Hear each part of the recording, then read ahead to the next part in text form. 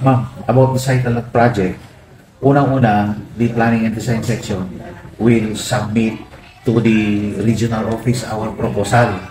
Now, of course, our proposal dapat kinakantry din na kino-coordinate namin sa legislature yan. Kasi sa ating honorable congressman, kino-coordinate natin yan. Tapos sa mga end users.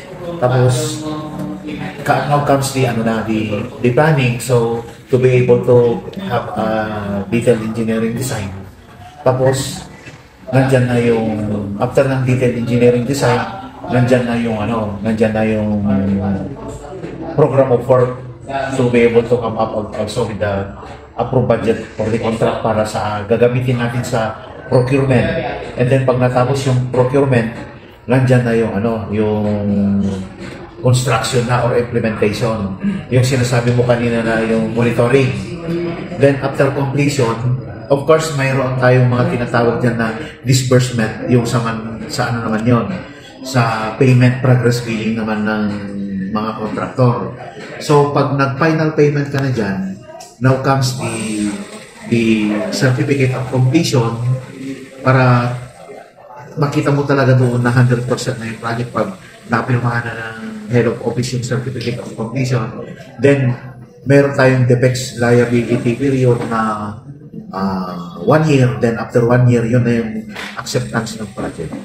Pag napirmahan na yung acceptance ng project, yun na yung closure.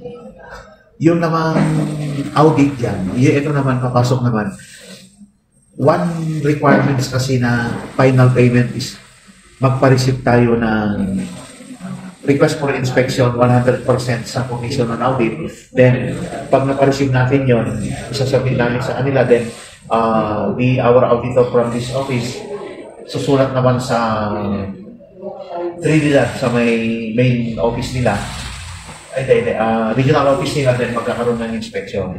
Doon mo makikita kung may mga recommendation sila na may kulang o mayroong defects. So, i-rectify ng contractor yun doon. So, magkaroon din ng may mga inspection kasi na 100% accomplish naman. At meron din naman yung parang may nakita silang defects, so pinapa-rectify natin yun. Allowed by law naman yun. Then, tapos ipapa-inspect ulit.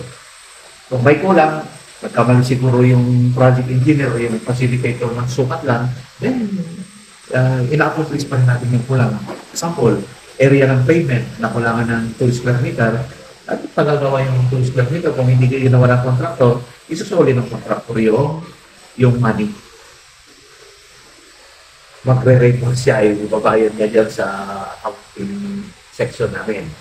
So pag na-close na yung project, pag may acceptance ka na, even the contractor is magkakaroon na rin siya sa database namin sa procurement service sa Manila na 100% na yung project, magkakaroon na doon ng record na completed na. Pero pag hindi pa kasi na-accept yan, nag-a-appear yan na ongoing pa yung project. Ganun yun, yung cycle lang.